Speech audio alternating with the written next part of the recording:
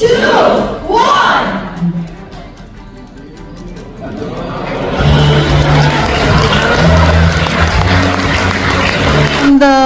From Biyahe ni Keen, our vlogger partner, Biyahe ni Keen. Ayan, mga kaibigan kong vlogger, isama nyo, gawin nyo namang ano to, tulungan nyo kami, ha?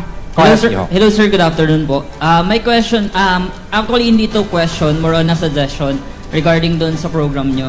Bali, as a member kasi ng WIS Plus, I think yung nagiging problem dito, kaya medyo maliit lang yung naging collection nyo, is yung hassle ng pagbabayad. Kasi yung pagbabayad ngayon, ang nangyayari po, for example, ako yung member, ang ginagawa ko, magla-login pa ako sa account ko, sa SSS, then magge-generate pa ako ng PRN on a monthly basis para makapagbayad ng WIS Plus contribution. So, I would suggest na bigyan yung employee or yung member ng option na ipadaan sa mga employer nila. Para at least, once binawas sa sahod nila, matik yon on a monthly basis, nare-remit agad yung WIS Plus kasabay ng contributions nila. I will do that. Sigurado ako gagawin ko yan. Ha? I will try to simplify it to you. Ha? Thank you po. And I appreciate po your advice. Gustong-gusto ko yan. Everybody has been asking, why is the pension of the SSS much smaller than that of the GSIS? Ang hindi ninyo alam po, for most of you, the deduction mo sa SSS ay may sa doble. May sa doble po ito than the deduction sa SSS.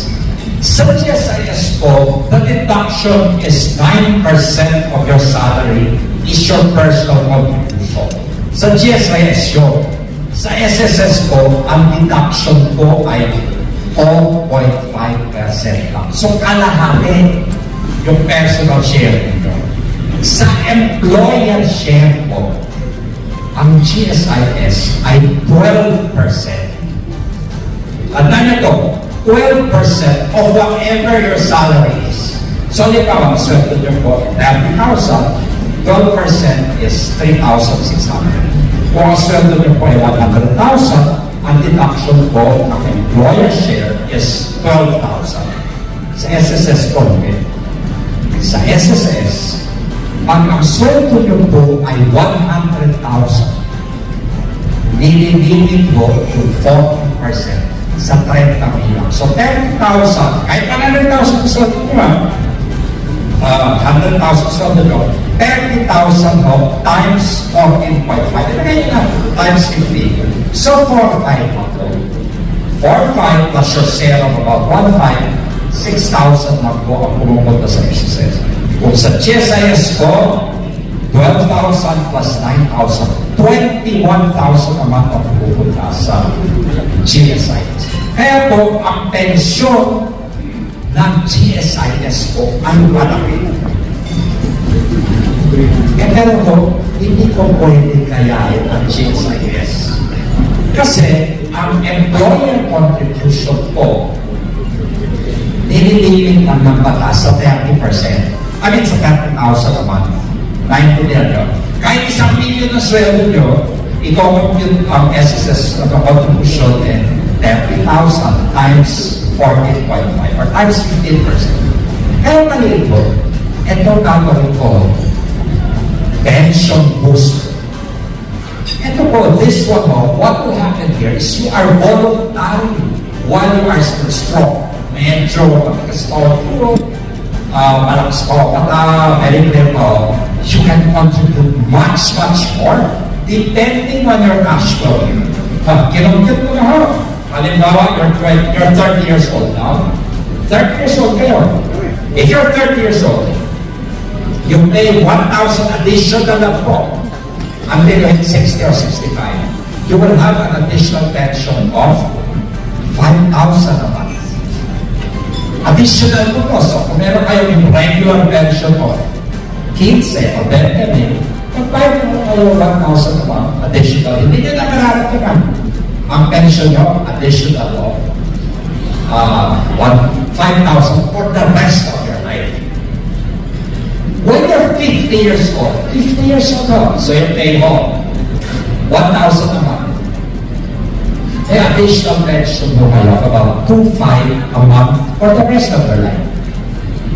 And ko ang sinasabi. Kaya ginawa ko 1,000 a month lang. Pero yung mga tao at the age of 15, medyo mataas na price ko nila eh. Malaki na.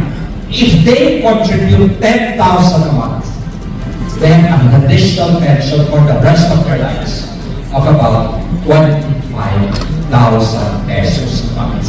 And ang pinakamaganda dito po, pag ito before may mag-deposit, hindi mo nawawala yung pera. If you buy insurance sa labas, tapos nawalan kayo ng pera, you know very well, nawawala yung. Pag hindi ko kayo nakakontribute for, alam ba, nagbayad kayo for 6 months, nauusa kayo ng pera or nakalimutan nyo, nawawala yung 6 months sa SSS only. Kung ano na-contribute nyo, forever po, this will be with the SSS until you die. So this product po is super fantastic. Sana po, mamaya sasabihin ko sa inyo, walang interest na tax-free. Pwede kang makita. Mayor, sana po yung mga councilors ninyo, barangay captain nyo, o mga senator na kayo nationwide, sana po, encourage nyo po ito, that they will make them all SSS members so para sila ho. Maraming salamat. Nagiging pati.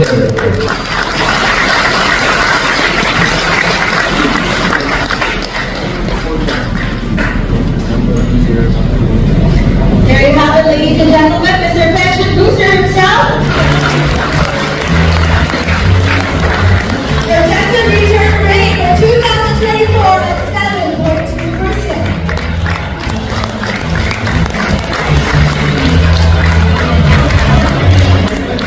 I-emphasize ko po, tax-free to SBP Ernie. Ernie, pwede sagutin po, ayaw ko na.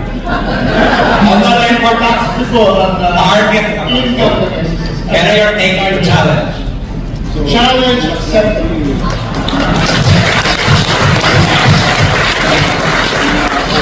Alam niyo po, kahit sa bangko kayo pumunta, nobody will pay you this rate. Nobody. So can you share with all of us the significance of the rebrand and how it can really benefit most of the members or all of the members? Kaya po ako, tinitignan ko yung mga the initiatives that you did. And I said, there are so many products that are not sort of selling. I won't say not marketed well. I thought that all we have to do is to reforms. The word risk is so difficult to understand. And to be honest with you, how do you explain provident fund to an ordinary person? A provident fund, well, very few people understand what a provident fund is. So I said, it's just messaging, it's just rebranding. Let's call it something else that is easy to understand. Ang most focus natin ang savings plan for your future. It is to increase your pension. So, ideya ninyo to, hindi ko ideya. You need to call it pension booster.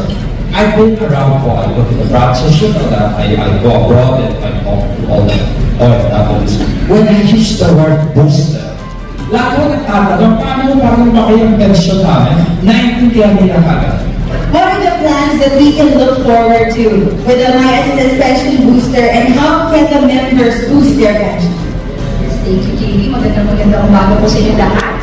Ating pong MySSS Pension Boosters, actually, dun sa two programs. There's a mandatory MySSS Pension Booster and a voluntary MySSS Pension Booster. Ito, kagandahan nito, under the mandatory pension booster, ito po automatic enroll para dun sa mga members natin, at least more than 20,000 po ang inyong salary, up to a current maximum natin ngayon is 30,000 pesos. For those earning in those monthly salary ranges, automatic na po kayo na member yung ating mandatory pension booster. But because right now po, ang ating ating maximum contribution na mention ko ni CEOs, 14%.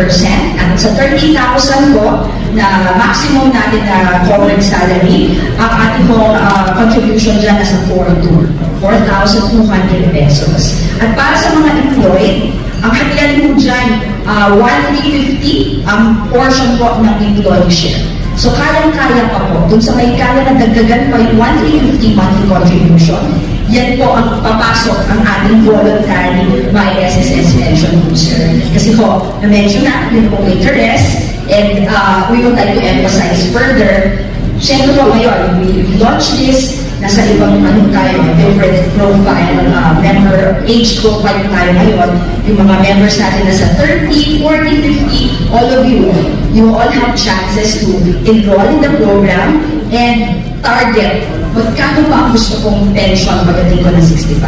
And then work backwards. At yun po ang tutulungan namin kayo, marami po tayong enhancements under our My SSS Pension Booster. Tuloy-tuloy, nag-guide na namin kayo. Itatarget nyo ano gusto ko, 50,000, 40,000 pesos when I reach age 65, and then we'll track. Kasi meron po tayo, of course, yung ating regular pension program, yung SSS. Dito po kasi sa ating regular SSS pension program, up to 20,000 po kasi ang covered sa atin. So this is really your basic safety net. That's why may dinagdag pa po tayo, the mandatory pension booster, at para sa may mga extra ko, kaya pang mag-save para ma-attain nyo yung target pension. Then we have, of course, the voluntary pension booster. So soon, in terms of plans, may mga clapper kasi even yung mga existing daw na retirement pensioners na. Kahit nagpe-pension na gusto pa rin daw mag-save. So soon we will also announce the enhancements that even our existing retirement pensioners can also enroll in the program. And of course, because pension booster ito, you will also have the facility, as mentioned by the DCU, that pwede i-track. Kayo mo mamimili, members. At age 65, gusto ko may portion na lump sum na magalaga. Then there will be a portion that I'd like to receive in pension. Kayo magsasabi niya, it's very flexible, adaptable sa inyong horizon in terms of the pension. So pwede po yan, sabihin nyo, and 10 years, gusto ko i-advertise yan, i-pensionize yung savings up to age 80 ba, after 15 years. So yan po, we will have that facility so that your voluntary pension booster will really truly serve as additional pension in the pangalan. So, may dagdag ako itong idea ito ni EVP Agas, ano? Alam nyo, marami sa atin, lalo na kami, medyo matanda na kami ng konti. Hindi na ako kasi 62 na ako. Ang gagawin ko po, ibibigay ko na ako sa mga anak ko. Pero ako na, kailangan nagpadagdag ko sa anak ko. So ito po ang tinatawag ng estate planning. Alam ba, yung mga anak po ninyo, gusto nyo po na they will have a pension and they grow old as well. You can also plan for them. You can start as parents if you want to, instead of giving them hard cash. You can start depositing 500, 1,000 pesos, 2,000 pesos for them when you're alive. And syempre, tayo, kaya tayo sa us, meron sa us ang pensions din. Yung sobra ho, we can also deposit for our children na, diba? This is the idea of the EVP Agas, sinabi ko sa akin. Sabi ko, tama, hindi na para sa sarili namin. We can plan. This is what we call estate planning for our children, or grandchildren, diba? Hindi naman nawawala eh. Even if you die, tulad ko, 5, 10 years, no, 5, 10, 15 years, whatever heaven wants. Pero for the next 5 years, halimbawa magbabayad ako, hindi mo nawawala yun, naiiwan yun sa account niya. Kung sa pride, kung sa ibang mo yun, nawawala sa SSS, my forever. Dito ko din. Okay? Thank you very much.